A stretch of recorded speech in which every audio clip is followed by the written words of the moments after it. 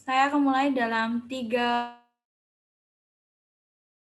2, 1. Dewan juri yang terhormat, bahwasanya kita harus menekankan dulu sesuatu yang telah dilewati ataupun misalkan terabaikan oleh tim oposisi dari pembicara sebelumnya, bahwasanya status quo dan konteks yang terjadi saat ini telah ditekankan oleh pembicara yang pertama, yaitu adalah konteks dan status quo pandemi, di mana dalam situasi saat ini yang menjadi dua hal utama ataupun prioritas pemerintah, yaitu ekonomi dan kesehatan.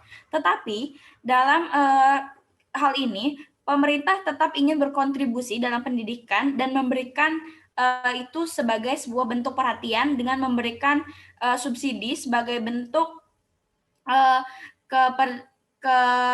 keterlibatan pemerintah dalam pendidikan di masa seperti saat ini. Namun dalam kontribusi seperti itu, pemberian subsidi harus tetap dimaksimalkan dengan pemberian subsidi hanya pada program studi di universitas negeri berdasarkan pada tingkat keterserapan lulusan mereka di dunia kerja. Saya ingin menyampaikan apa yang telah disampaikan saya ingin meringkas apa yang telah disampaikan oleh tim Opening Government, yaitu terbatasnya dana pemerintah di masa pandemi dan personal dan proporsionalnya dana yang dikeluarkan untuk program studi tertentu. Sedangkan disampaikan oleh tim Opening Opposition, yaitu subsidi harus tetap dilakukan karena secara prinsipil tujuan untuk subsidi adalah membantu sesuatu yang memang merupakan sebuah kekurangan. Yang ingin saya sampaikan ya, ini karakterisasi baru yang merupakan sesuatu yang eksklusif dari kami, yaitu kita melupakan peran dari universitas negeri, di mana kalau kita berbicara dari MOSI ini adalah program studi di universitas negeri berdasarkan pada tingkat keterserapan lulusan mereka di dunia kerja, maka universitas memiliki peran yang sangat penting. Dan ketika subsidi diberikan hanya pada prodi-prodi berdasarkan keterserapan dunia kerja, maka yang akan terjadi yang pertama adalah perguruan tinggi negeri akan menjadi jauh lebih produktif sebagai lembaga pendidikan yang memiliki pengaruh di masyarakat. Mengapa demikian? Karena dengan menjadikan mereka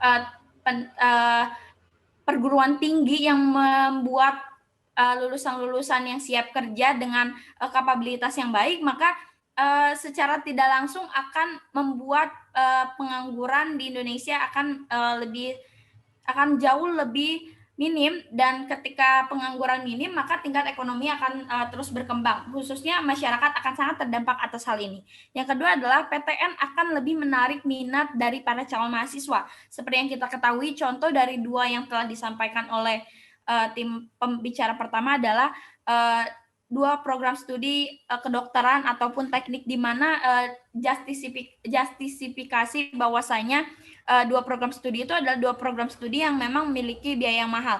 Ketika pemberian subsidi dalam dua bidang itu di kondisi seperti ini, seperti yang kita tahu, ekonomi harus didukung, penanganan COVID harus didukung dengan adanya tenaga kerja medis, maka masyarakat akan sangat terbantu, dan calon-calon mahasiswa ini akan jauh lebih memiliki ketertarikan bahwasanya program studi yang disubsidi merupakan program studi yang lebih, karena misalkan keterserapan tenaga kerjanya lebih besar, biayanya yang lebih murah. Lalu yang ketiga adalah membuka hubungan yang lebih intim dari perguruan tinggi dengan perusahaan-perusahaan pendukungnya. Contohnya, mereka tidak hanya membuat hubungan dengan pemerintah, dalam konteks ini adalah subsidi ataupun dukungan-dukungan lain, tapi mereka dapat bekerja sama dengan perusahaan, rumah sakit, pabrik, atau stasiun televisi sebagai bentuk wadah dari penyaluran lulusan-lulusan yang mereka ciptakan menjadi lulusan-lulusan yang baik. Lalu saya ingin menyampaikan bantahan terkait apa yang telah disampaikan oleh tim Opening Opposition. Yang pertama yaitu mengenai minimnya ataupun keterbatasan kuota dalam akpol ataupun penerimaan ASN, berdampak pada tingginya pengangguran. Perlu kita jelaskan di sini bahwasanya kita tidak bisa membuka ruang lebih banyak untuk akpol, untuk ASN, karena memang itu sebagai standar kebutuhan di mana pemerintah hanya bisa membutuhkan beberapa ratus orang, atau misalkan pemerintah lebih selektif dalam menyeleksi mana yang akan bekerja sama dengan pemerintah. Lalu tim oposisi juga tidak bisa membuktikan bahwasanya yang kita proposal yang kita ajukan ini merupakan hanyalah proposal jangka pendek. Yang kita tahu bahwasanya sesuatu yang berkaitan dengan pendidikan merupakan sesuatu solusi dalam sebuah masalah dalam jangka panjang. Ketika pendidikan menjadi sebuah yang lebih baik, lebih eksklusif dengan adanya program studi unggulan, maka pendidikan akan jauh lebih berkualitas, bukan hanya dari sekedar akademik, tapi ketersiapan mereka menjalani apa yang telah mereka pelajari. Lalu subsidi sebagai bentuk apresiasi itu dikecam oleh tim oposisi bahwasanya bentuk apresiasi tidak hanya subsidi. Perlu kita garis bawahi bahwasanya kita pemerintah memberikan apresiasi dalam segala bentuk, entah itu publikasi, entah itu ucapan, tapi subsidi ini justru mendorong peningkatan kualitas sebagai bentuk ini menunjang pemerintah menunjang perguruan tinggi untuk jauh lebih baik sebagai bentuk perkembangan dari apa yang telah mereka lakukan sejauh ini. Dari semua yang telah saya sampaikan bahwasanya pendidikan ini harus tetap didukung dengan pemberian subsidi, walaupun memang pemberian subsidi ini hanya terbatas pada perguruan-perguruan tinggi. Kita harus setuju bahwasanya ini merupakan proposal yang harus didukung di tengah situasi seperti ini, di mana pendidikan harus tetap berjalan dengan segala efektivitas, dengan segala kualitas dan skala prioritas yang ada, menjadikan pemberian subsidi ini menjadi lebih efektif, walaupun kita perlu ketahui di situasi yang seperti saat ini yang kita utamakan adalah dua hal seperti kesehatan dan ekonomi. Namun peran dari pemerintah untuk memberikan subsidi sebagai bentuk keterlibatan itu patut diapresiasi dan patut disetujui, di mana itu sebagai bentuk tanggung jawab pemerintah memberikan pemahaman di status quo terjadi saat ini bahwasanya itu keterlibatan pemerintah untuk mendorong tenaga kerja ataupun angkatan kerja dari lulusan mahasiswa yang lebih banyak itu sebagai bentuk penyelesaian masalah. Sekian, terima kasih. Baik, saya akan memulai dalam 3, 2, 1. Dewan Juri yang terhormat, pada siang hari ini saya akan membawakan beberapa poin klarifikasi dan beberapa poin bantahan serta perbandingan yang akan membidas pembicara dari tim oposisi dan memperdalam serta memperluas dampak yang akan ada dari tim pemerintah, baik dari segi bagaimana teknologi, baik dari segi beban moral, psikologis, dan juga segi hal lainnya. Nah, beberapa poin klarifikasi yang akan saya sampaikan pada siang hari ini mengenai peningkatan kapabilitas terhadap program studi yang tidak populer ketika mereka menyalahartikan apa yang dimaksudkan oleh pembicara pertama dari tim pemerintah yang mengatakan bahwa untuk masa pandemi seperti sekarang ini dengan keterbatasan pemerintah dalam memberikan subsidi menjadi hal yang keluar dari konsep kami. Dalam hal ini, pembicara pertama dari tim pemerintah telah mengatakan bahwasanya kami akan tetap memilah mana jurusan yang akan mendorong pemerintah untuk dapat merealisasikan program kerjanya dengan baik, terutama pada masa pandemi seperti sekarang ini, di mana butuh peningkatan kembali baik dari segi infrastruktur, kesehatan, dan juga program studi yang mengarah kepada pemenuhan keterserapan lulusan yang sesuai dengan apa yang pemerintah butuhkan. Dalam hal ini, kami membatasi, menyesuaikan, dan juga memprioritaskan jurusan yang membutuhkan support itu sebagai bekal persiapan pemerintah untuk melanjutkan segala programnya setelah para pemegang jabatan akan lengser. Karena pada dasarnya membangun sebuah negara dan memperbaiki apa yang rusak itu perlu peran penting pada generasi selanjutnya. Dan dalam hal ini mereka jurusan yang paling banyak menyerap tenaga kerja membutuhkan support yang lebih dengan digarisbawahi bahwa kami hanya mengurangi subsidi pada jurusan yang kurang memberi tenaga kerja. Di mana pada status quo saat ini kita tahu bahwasanya pemerintah membutuhkan jurusan teknik industri untuk bagaimana untuk memperbaiki infrastruktur yang harus diselesaikan seperti pembangunan jembatan pada daerah 3T misalnya tertinggal, terluar, terdalam. Agar apa? Agar kita bisa memberikan kemudahan bagi daerah pelosok untuk mereka bisa meningkatkan dan juga melanjutkan pendidikan misalnya seperti jurusan kedokteran, psikologi, yang mana mereka membutuhkan lab untuk praktik. Hal tersebut adalah kebutuhan negara yang paling mendesak, Dewan Juri yang terhormat.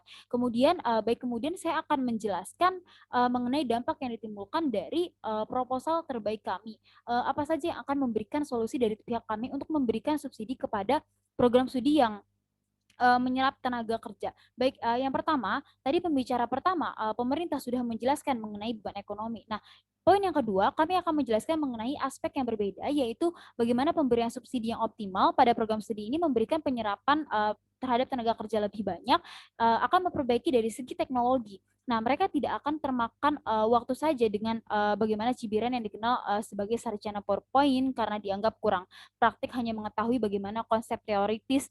Padahal yang mereka butuhkan adalah praktiknya. Nah, yang ketiga, kemudian saya akan menyampaikan poin yang ketiga, yaitu dari segi mengurangi beban moral keluarga. Nah, dalam mengatasi permasalahan ekonomi dan juga pengangguran, maka secara psikologis mereka akan jauh lebih sejahtera. Dewan Juri yang terhormat, mereka tidak akan kesusahan, frustasi pada pandemi ini, dan kehilangan motivasi serta arah tujuan mereka untuk bagaimana bakat mereka gitu, tidak percaya diri terhadap minimnya kemampuan mereka karena kurangnya fasilitas yang mensupport mereka. Dan kita tahu bahwa akibat pandemi ini mereka tidak dapat memenuhi seluruh kebutuhan alat praktik karena ada beberapa dampak seperti PHK dan juga lain-lain. Nah, kemudian poin keempat yang akan saya sampaikan adalah kita akan menciptakan kapasitas siap global, sehingga dengan banyaknya mahasiswa pada jurusan tersebut tidak hanya mengoptimalkan dari segi dalam gitu, tapi mereka akan mendapatkan support dari pemerintah untuk bagaimana belajar dari pembangunan baik yang ada di luar negeri dengan mempertimbangkan perawatan hutan, pembangunan infrastruktur yang tidak menimbulkan dampak bagi kota-kota besar. Hal tersebut akan dapat memberikan sebuah feedback pada pembangunan yang lebih baik, dan akan semakin banyak para lulusan dengan stok bangsa yang pintar. Baik, sehingga hal ini akan lebih baik di sisi kami ketika pemerintah dapat bekerja sama dengan universitas dan ketua program studi misalnya, di mana pemerintah memberitahu juga kepada masyarakat gitu bahwa ada program kerja yang membutuhkan prospek kerja pasti, dan besar hal ini akan realistis dan juga sejalan dengan apa yang pemerintah harapkan. Kemudian masuk kepada poin bantahan saya yang pertama, poin pertama adalah ada satu argumen mendasar yang dibawakan oleh tim oposisi di dalam perdebatan kali ini. Argumen pertama mereka adalah ketika mereka mengatakan bahwasanya ada pengangguran bukan karena mereka tidak memiliki potensi, tetapi karena kuota terbatas. Nah, itu adalah sebuah contoh konkret dari maksud kami bahwa mengapa pemerintah perlu untuk mengoptimalkan subsidi pada jurusan dan juga membuka peluang lebih besar, karena pemerintah berusaha bekerja sama dalam mengatasi pengangguran sekaligus membuka kesempatan yang berlaku secara mengeneralisasi begitu, sehingga jelas apa yang dibutuhkan pemerintah dan hanya mencakup kepada apa yang diperlukan untuk kedepannya seperti yang disampaikan oleh pembicara dari oposisi.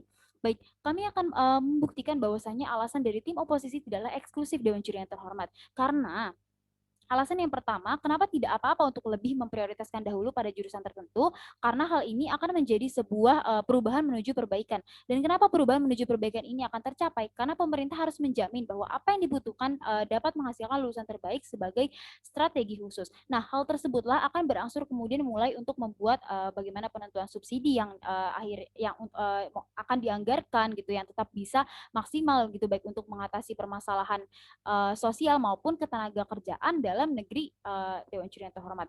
Kemudian sehingga jurusan lain ini akan tetap diupayakan dengan baik gitu, hanya dengan apa yang mereka butuhkan saja seperti filsafat, pendidikan, dan juga secukupnya, dengan secukupnya maksud kami. Nah, kemudian yang kedua, jurusan tidak populer diminimkan subsidi. Kenapa hal ini terjadi? Tim oposisi mengatakan bahwa ketika pandemi seperti ini kita butuh vaksin, dan bagaimana dengan kebutuhan yang tidak diduga-duga.